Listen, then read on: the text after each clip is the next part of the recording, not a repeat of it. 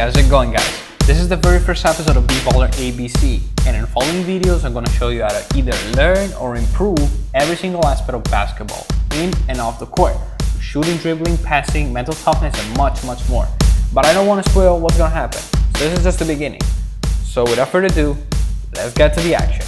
So let's start off the video with the most fundamental aspect of the game, the so-called dribble threat position. In my opinion, this is by far the most important part of the game.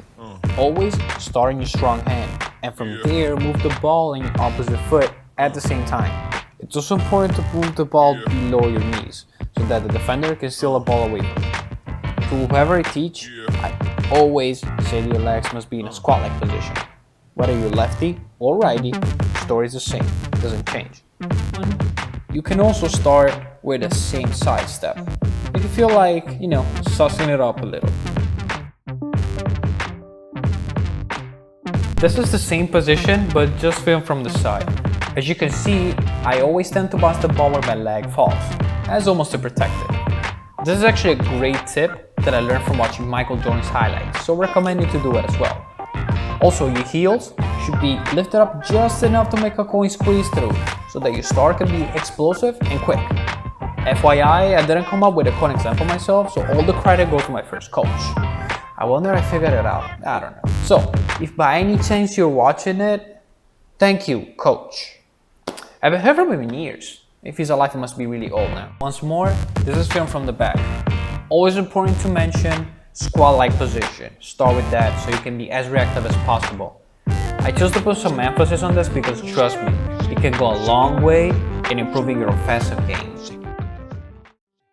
This opens section number 2, dribbling section. I don't really know how to start it. I'm new to this. Just call it dribbling. Okay, dribbling fundamentals. A lot to talk about. First and foremost, your ball is never to bounce higher than the waistline. The explanation is really simple. The higher the ball bounces, the easier it is for defenders to steal it, and the harder it is to handle it. The latter is going to be a common theme in ball handling exercises. I'm going to show a couple of them later and more in the next episode, so keep that in mind. Also, big mistake that I see all the time: never take your eyes off of what's in front of you. This is especially true for point guards and shooting guards, but honestly, everybody should learn not to. So, pro tip time.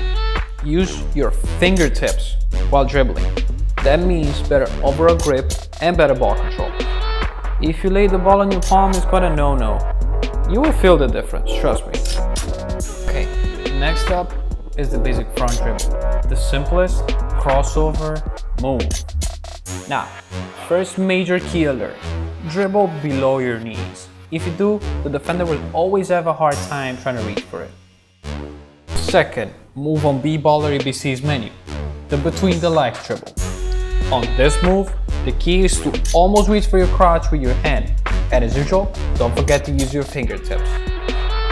Oh yeah, definitely big boy time now. The behind the back dribble. To pull it off right, split the dribble in 2 steps. First, bring the ball behind you, then push it back forward. This might help you. Think of your hand almost slapping your own butt on a pushback. Little disclaimer, when I started playing basketball, it wasn't easy to do it right off the bat, so for you novices of this game that are watching, get ready to lose control quite a few times. Oh, and the slapping your butt advice came from, well, you can guess, my first coach. So again, man, thank you. Couldn't have done it without you. This one comes from some NBA players I watched. I believe Kyrie Irving, but don't call me on that. I will call it the reverse between your legs dribble. If you want my advice, this is perfect to mix with other moves to create a nice ankle break. This time, you can touch in the middle of your behind with the pushback. Real time. Well, if you want handles, this is one way to work on those handles of yours. Make an 8-figure between your legs. To break it down into 2 parts, start with bringing the ball either back or forward and then cross it between your legs. Try to stay as stable as possible with the rest of your body and don't move around too much. Remember to keep your feet on the same line and resist as much as you can with a squat-like position.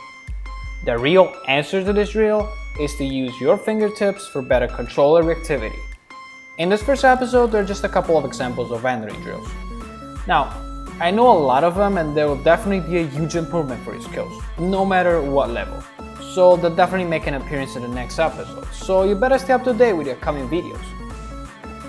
Now, it gets a little weird, but bear with me. This is, well, I forgot the name of this drill. Let's call it tip drill. Basically, the key of this exercise is touching the ball twice, front and back, really fast, trying to make it bounce in the same spot. Obviously, keep a steady position and use your fingertips to keep it in one place without making the basketball go everywhere. This is a major improvement for your hand's quickness. And this concludes our episode. It was so much fun. Hopefully, you learned something new today, but get ready for what's coming next. Thank you so much for watching this video. Smash a like, comment for any questions, and subscribe if you're new to the channel. Stay tuned. Wait, almost forgot something. This actually happened while I was filming. I'm not making this up, I swear. So, a couple of kids come by wanting to play, so one unsurprisingly asked me what I'm doing. Just film me something, please. Play on the other hoops. I'm almost done anyway. And call me reply. He takes a glance at my setup. Are you filming a YouTube video? To which I reply with, yeah, kind of. He immediately screams, oh, cool, I'm famous, look at my handles. Little did he know that at the moment, I have 0 subscribers. I still promised them I'll teach you something once I was done filming. He happily agreed and he said he'd be back. But he never did.